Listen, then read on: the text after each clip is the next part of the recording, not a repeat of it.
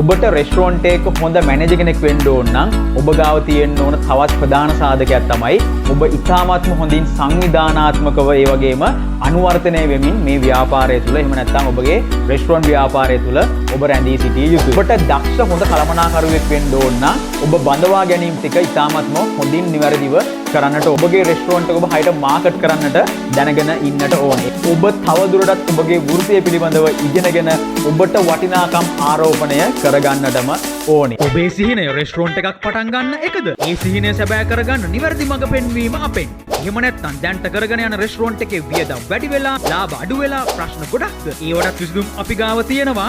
වැඩි විස්තර දැනගන්න අපට කතා කරන්න 0771 957 342. The Restaurant Master.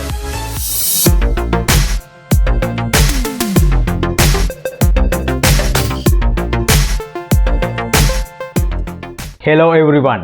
The Restaurant Master restaurant කරන හැටි දන්න සිංහලෙන් කතා කරන ලංකාවේ පළමු සහ එකම channel එකට අදත් ඔබ සියලු දෙනා ඉතාමත්ම ආදරෙන් පිළිගන්නවා. ඔබ මගේ channel එකත් එක්ක නිරන්තරයෙන්ම එකතුලා ඉන්න කෙනෙක් නම් ඔබ හොඳාකාරවම දන්නවා අද මොකද්ද කරන මේ වීඩියෝ එක කියලා. ඔබ හරියටම හරි. සමහරක් කෙනෙක්ට මේ thumbnail එක දැක්කට පස්සේ හිතෙන්නත් පුළුවන් අද මොකද්ද මේ කරන වීඩියෝ එක කියලා.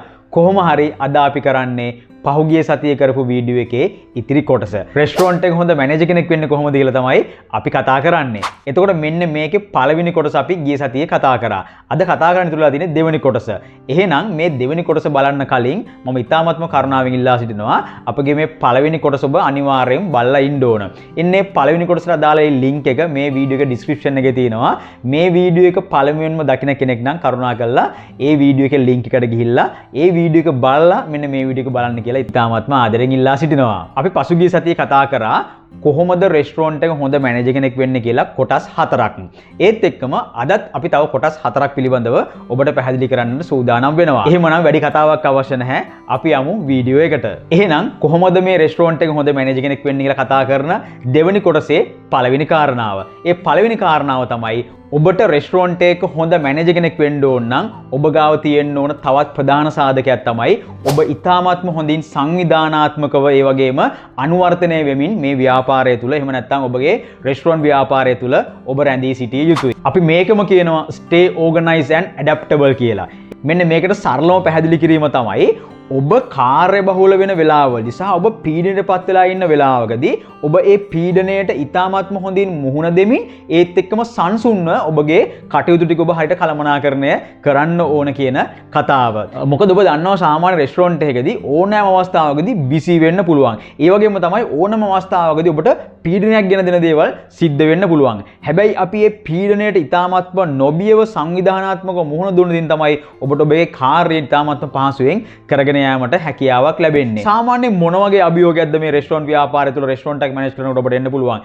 සරලව කිව්වොත් එහෙම ඔබගේ ව්‍යාපාරය තුළ ඔබගේ රෙස්ටුරන්ට් එක තුළ ඕනෑම අවස්ථාවක් ඉතාමත්ම කාර්යබහුල වෙන්න පුළුවන්. ඒ වගේම තමයි ඔබ නොහිතන මොහොතක ඔබගේ ස්ටාෆ් එක ෂෝටේජ් එකක් වෙන්න පුළුවන්. එහෙම නැත්නම් ස්ටාෆ් එක අඩු වෙන්න පුළුවන්. ඒත් එක්කම සමහරක් වෙලාවට ඉක්විප්මන්ට්ස් වල එහෙම නැත්නම් ටෙක්නිකල් පාර්ට්ස් වල සහ මොනාගේ හෝ මේ වගේ ෆේලිය එකක් එන්න පුළුවන්. ඒවත් ඉතාමත්ම අභියෝගාත්මකයි මේ රෙස්ටුරන්ට් එකක් කරනකොට. උදාහරණයක් ගමුකෝ POS එක වැඩ කරන්නේ නැතුව යනවා. එතකොට කොහොමද අපි බිලින් සිස්ටම් එක හරියට රන් කරන්නේ? එහෙම කරන්න පුළුවන් හැකියාවක් ලැබෙන්නේ නැහැ. එතකොට අපි මේ වගේ දේවල් වලට ඉතාමත්ම හොඳින් මුහුණ දීමට හැකියාවක් අප සතුව තියෙන්නටම ඕනේ. මෙන්න මේ වගේ අවස්ථාවන් වලට ඔබ ඉතාමත්ම සංවිධානාත්මකව මුහුණ දෙනවා කියන්නේ ඔබට ඔබගේ කාර්යය ඉතාමත්ම පහසුවෙන් කරන්නට පුළුවන්කමක් හම්බෙනවා.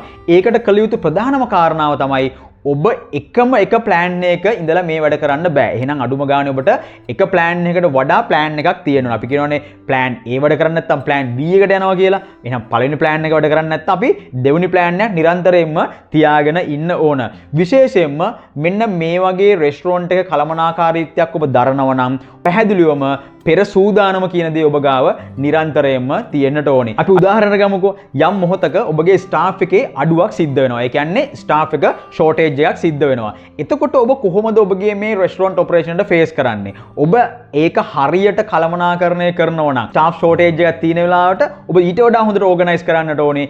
ඒ ඉන්න ස්ටාෆ් එකෙන් කොහොමද ඔබගේ රෙස්ටුරන්ට් එක රන් කරන්න කියලා. ඒ වගේම තමයි ඔබට තියෙන්නට හොඳ අදහසක් ඉතාමත්ම හොඳින් කාර්යබහුල වෙන වෙලාවලදී කොහොමද ඔබගේ රෙස්ටුරන්ට් එක ඔබ කළමනාකරණය කරන්න කියලා. මෙන්න මේ විදිහට ඔබ පෙර සූදානමක් ඇතුව මේ කටයුතු කරනවා නම් ඔබට මෙන්න මේ වගේ තැන්වලදී සංවිධානාත්මකව අභියෝග වලට මුහුණ දීමින් ඔබට මේ කාර්යය ඉතාමත් හොඳින් කරගෙන යාමට හැකියාවක් තිබෙනවා. යම් මොහොතක ඔබ මේ වගේ දේවල් වලට පෙර සූදානමක් නැතුව මේ අභියෝග වලට මුහුණ දෙන්න සූදානමක් නැතුව හිටියොත් එහෙම ඔබට කළමනාකාරීත්වයෙන් අනිවාර්යයෙන්ම ෆේල් වෙන්න සිද්ධ වෙනවා. ඒ නිසා ඔබ ඉතාමත්ම හොඳින් මෙන්න මේ කාරණා පිළිබඳව අවධානයට ලක් කරන්නටම ඕනි. මොකද ඔබට හොඳ කළමනාකරුවෙක් වෙන්න ඕන නම් මෙන්න මේ කියන කාරණා ඔබේ ජීවිතය තුළ ඉතාමත්ම හොඳින් ප්‍රැක්ටිස් කරන්නට ඕනි.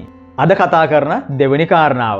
මේ දෙවෙනි කාරණාව විදිහට මම ඔබට පැහැදිලි කරන්න සූදානම් වෙන්නේ ඔබට දක්ෂ හොඳ කළමනාකරුවෙක් වෙන්න ඕන නම් ඔබ බඳවා ගැනීම ටික ඉතාමත්ම හොඳින් නිවැරදිව කරන්නට ඕනි. ඒ කියන්නේ ශක්තිමත් කණ්ඩායමක් ඔබ ඉතාමත්ම හොඳින් නිවැරදිව ඔබගේ කණ්ඩායමට එකතු කරගන්නට ඕනි. එකතු කරගන්න එක විතරක් නෙමෙයි, ඒ කණ්ඩායම ඉතාමත්ම හොඳින් පුහුණු කරන්නටත් ඕනි. මම දන්නවා වර්තමාන වෙනකොට මේක ඉතාමත්ම හොඳ අභියෝගයක් ඕනෑම කළමනාකරුවෙක්ට.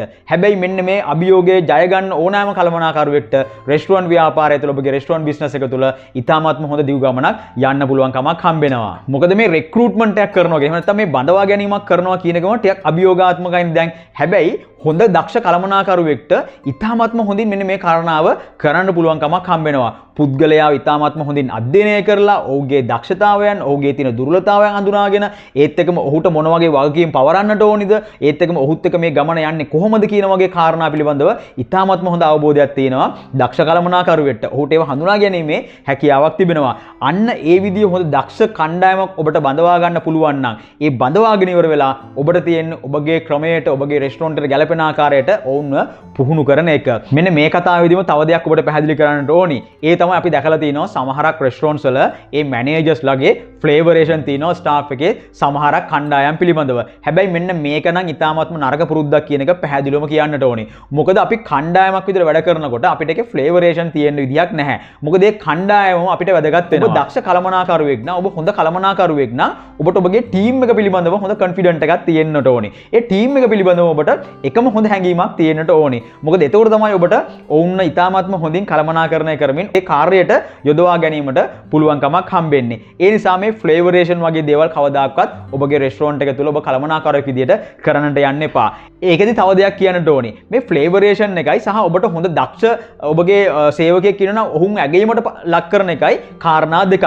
මොකද ඔබ අනිවාර්යයෙන්ම ඔබගේ යටතේ ඉන්න පිරිසේ ඉතාමත් හොඳට වැඩ කරන කෙනෙක් ඉන්නවා නම් අනිවාර්යයෙන්ම ඔහුව දිරිමත් කරන්න, ඔහුව මොටිවේට් කරන්න, ඔහුව ඇප්‍රීෂিয়েට් කරන්නටම ඕනි. ඔහුව ධෛර්ය සම්පන්න කරන්නටම ඕනි. මොකද ඒ වගේ කට්ටිය ඇත්තටම ඕනෑම බිස්නස් එකකට ඉතාමත් වැදගත් වෙන නිසා. හැබැයි සමහරවිට දුර්වල සේවකයෝ ඉන්නත් පුළුවන්. හැබැයි ඔවුන්ව දුර්වල වෙලා තියෙන යම් හේතුවක් මතද අන්නේ හේතුව අපි හරියට අඳුරගෙන ඉවරලා කරන වැඩේ ඔවුනුත් අපේ මේ දක්ෂ කණ්ඩායමට එකතු කරගෙන මේ ගමන යන්න පුළුවන් නම් ඔබට කළමනාකරුවෙක් විදියට ඔබගේ ව්‍යාපාරය කළමනාකරණය කරනවා වගේම ඔබට ඊටින් තුල ඉතාමත්ම හොඳ තෘප්තියක් ලබා ගැනීමටත් හැකියාවක් ලැබෙනවා. මෙන්න මේ කාරණාවේ අවසාන වශයෙන් තවත් වැදගත් කාරණාවක් කියන්නට ඕනේ. ඔබ කොයිතරම් හොඳ දක්ෂ කණ්ඩායමක් ඔබ බඳවා ගත්තත්, ඔවුන් ඔබ කොයිතරම් හොඳට පුහුණු කරත් අනිවාර්යයෙන්ම ඔවුන්ව රඳවා ගැනීමට ඔබට හැකියාවක් තියෙන්නට ඕනේ. ඔබ ඉතාමත්ම හොඳින් බඳවා ගැනීමේ කටයුත්ත කළා, ඔවුන් ඉතාමත්ම මහන්සියෙන් පුරුදු පුහුණු කරලා ඉවරලා ඔවුන් ඔබගේ කණ්ඩායමෙන් යන්න උත්සාහ ගන්නවා නම් ඒක ඔබගේ කණ්ඩායමට, ඔබගේ ආයතනයට ඔබට ලොකු ගැටලුකාරී තත්ත්වයක් වෙනවා. ඒ නිසා ඔවුන් ඔබගේ රෙස්ටුරන්ට් එක තුල, ඔබගේ ආයතනය තුල රඳවා ගන්නටත් ඔබට හැකියාවක් තියෙන්නටම ඕනේ. අද දවසේ කතා කරන තුන්වෙනි කාරණාව. මෙන්න මේකත් දක්ෂ කළමනාකරුවෙක් සතුව තියෙන්න ඕන විශේෂම ගුණාංගයක් වෙනවා. ඒ තමයි ඔබගේ රෙස්ටුරන්ට් එක ඔබ හරියට මාකට් කරන්නට දැනගෙන ඉන්නට ඕනේ. ඒ කියන්නේ ඔබේ රෙස්ටුරන්ට් එක හොඳම විදියට අලෙවි කරන්නට ඕනේ. මොකද මේ අලෙවියෙන් තොරව ව්‍යාපාරයක් අපිට පවත්වාගෙන යාමට හැකියාවක් ලැබෙන්නේ නැහැ. මොකද අලෙවිය වැඩි වෙන්න තමයි අපේ රෙස්ටුරන්ට් එකේ පැවැත්ම ස්ථාවර වෙන්නේ. මොකද ඔබ දක්ෂ කළමනාකරුවෙක් නම් අනිවාර්යයෙන්ම ඔබට මාකටිං ස්ට්‍රැටජිස් පිළිබඳව ඔබට ප්‍රාමාණික දැනුමක් තියෙන්නටම ඕනේ. මොකද අපි මේ මාකටිං ස්ට්‍රැටජිස් කරනවා කියලා සමහරක් වෙලා අපි ලොකු ස්ට්‍රැටජිස් පාවිච්චි කරන්න අවශ්‍යත් නැහැ. සමහරක් වෙලා මේ සිම්පල් ස්ටෙප්ස් වලින්, සිම්පල් ස්ට්‍රැටජිස් වලින් ඔබට ඔබගේ රෙස්ටුරන්ට් එක හරිම තැනට මාකට් කරන්න පුළුවන් කමක් හම්බෙනවා. ඒකට ඔබට තියෙන ලොකුම ඔපචුනිටි එකක් තියෙනවා මේ වෙනකොට සෝෂල් මීඩියා. ඔබට සෝෂල් මීඩියා වලින් මාකටිං පැත්ත ඔබ හරියට අධ්‍යයනය කරලා ඒක හරියට කරනවා නම් මම හිතනවා ඔබගේ රෙස්ටුරන්ට් එක හරිම තැනින් මාකට් කරන්න පුළුවන් වෙනවා කියලා. ඒ වගේම තමයි ඔබ දන්නවා සාමාන්‍යයෙන් දක්ෂ කළමනාකරුවෙක් සතුව විවිධාකාර මේ මාකටිං වල වල හැකියාවන් තිබෙනවා. උදාහරණයක් ගත්තට පස්සේ හොඳට ඉවෙන්ට් ඕගනයිස් කරන එක, ඒත් එක ප්‍රොමෝෂන් හරියට කරන එක, ඩිස්කවුන්ට්ස් දෙන එක, ඒ වගේ ලොයල්ටි ප්‍රෝග්‍රෑම් කරන එක, මෙන්න මේ වගේ දේවල් දක්ෂ කළමනාකරුවෙක් සතුව තියෙන හොඳම ගුණාංග වෙනවා. අන්න ඒ ආකාරයෙන් ඔබගේ රෙස්ටොරන්ට් එක හරි තැනට පොසිෂන් කරලා හරි තැනට බ්‍රෑන්ඩඩ් රෙස්ටොරන්ට් එකක් බවට පත් කරාට පස්සේ එන්න ඒ තුල ඉන්න විශාලම ශක්තිය ඔබ කියන එක ඔබට අනිවාර්යයෙන්ම දැනෙනවා නොඅනුමානයි. මොකද ඒ තුලින් ඔබට ලැබෙන තෘප්තිය, ඒ තුලින් ඔබට ලැබෙන වටිනාකම ඉතාමත්ම ඉහළයි. ඒ නිසා දක්ෂ කළමනාකරුවෙක් කියලා කියන්නේ අනිවාර්යයෙන්ම මේ මාකටිං පිළිබඳවත් හරි අවබෝධයක් ඇතුව ඔබගේ රෙස්ටොරන්ට් එක හරි තැනට මාකට් කරන්න, ඔබේ රෙස්ටොරන්ට් එක හරි තැන අලෙවි කරන්නට ඔබට හැකියාවක් තියෙන්නටම ඕනේ. හොඳ දක්ෂ කළමනාකරුවෙක් වෙන්නට ඕන මොකක්ද කියන කාරණාවේ අවසාන කාරණාව සහ අද දවසේදී කතා කරන අවසාන කාරණාව තමයි දැන් අපි යොමු වෙන්න සූදානම් වෙන්නේ. මෙන්න මේක ඔබ ඉතාමත්ම හොඳින් අවබෝධයට ගන්න ඕන කාරණාවක්. ඒ කාරණාව තමයි ඔබ තවදුරටත් ඔබගේ වෘත්තිය පිළිබඳව ඉගෙනගෙන ඔබට වටිනාකම් ආරෝපණය කරගන්නටම ඕනේ. සමහරක් කෙනෙක්ට හිතෙන්නට පුළුවන් රයිට් හරි මම දැන් මැනේජර් පොසිෂන් එකට ආවා, මෙන්න මේක තමයි තියෙන ලොකුම පොසිෂන් එක, දැන් මම ගොඩක් දේවල් දන්නවා, ඒ නිසා මේ මට හොඳටම ඇති කියලා. හැබැයි ඔබ හිතන්න එපා එහෙම. මොකද හේතුව මේ ඉන්ඩස්ට්‍රි එක හැම වෙලාවම අප්ඩේට් වෙනවා. එහෙම නැත්නම් යාවත් කාලින වෙනවා. අලුත් දේවල් මේ ඉන්ඩස්ට්‍රි එකට එනවා.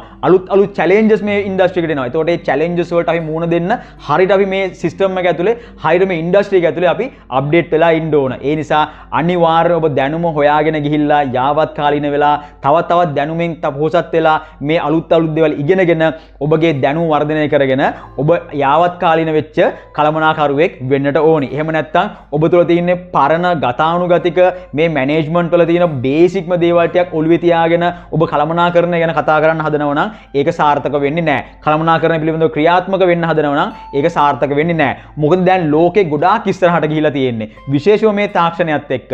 එතකොට මෙන්න මේ කළමනාකරණ ක්‍රමවේදිනුත් ගොඩාක් වෙලාවට අලුත් මුහුණුවරක් අරන් තියෙනවා. ඒ නිසා ඔබ අනිවාර්යයෙන්ම දක්ෂ හොඳ කළමනාකරුවෙක් වෙනවා නම් ඔබ අනිවාර්යයෙන්ම යාවත් කාලින වෙන්න ඕන, දැනුමින් පොහොසත් වෙන්නට ඕන, දැනුම නිරන්තරයෙන්ම අලුත් කරගන්නට ඕනේ. මම හිතනවා මෙන්න මේ කාරණාව ඔබට කොයිතරම් වැදගත්ද කියලා දැන් පැහැදිලි වෙනවා ඇති කියලා. හොඳයි. එහෙමනම් දැන් ඔබට පැහැදිලි වෙනවා ඇති පළවෙනි වීඩියෝ එකයි මේ දෙවෙනි කොටසයි එකතු කරගත්තට පස්සේ දක්ෂ කළමනාකරුවෙක් වෙන්න ඔබ තුල මොනවද හදාගන්න ඕනේ කියලා ඔබට හොඳ දැනුමක්, ඔබට හොඳ අවබෝධයක් ලැබෙන්නට ඇති කියලා. මම මේකයි පළවෙනි වීඩියෝ එකෙදිත් කිව්වේ මේ දෙක එකතු කරලා ගත්තට පස්සේ තමයි ඔබට මේකේ හොඳම අවබෝධය ලැබෙන්නේ කියලා. ඒ නිසා මම හිතනවා මේ තුලින් ඔබට ඔබගේ ජීවිතය හදාගන්නට, ඔබගේ කළමනාකරණ ජීවිතය සකසා ගන්නට, කළමනාකරණ ජීවිතේ හරි තැනකට එන්නට ඔබට හොඳ අවබෝධයක් ලැබෙන්නට ඇති කියලා. අන්න ඒ විශ්වාසය ඇතුව අදර මේ වීඩියෝ එක අවසන් කිරීමටයි සූදානම් වෙන්නේ. ඒ නිසාම සුපුරුදු ලෙන්ගතුකමෙන් ඉල්ලා සිටිනවා The Restaurant Master මගේ channel එක subscribe කරන්න, ඒත් එක bell icon එක click කරන්න අමතක කරන්නටත් එපා. එමනම් මේ වගේ වැදගත් වීඩියෝ එකකින් නැවත වාරයක් හමු වෙන බලාපොරොත්තු ඇතුව අදර මම ඔබෙන් සමු ගන්නවා. මම ලක්මාල් පතිරත්න.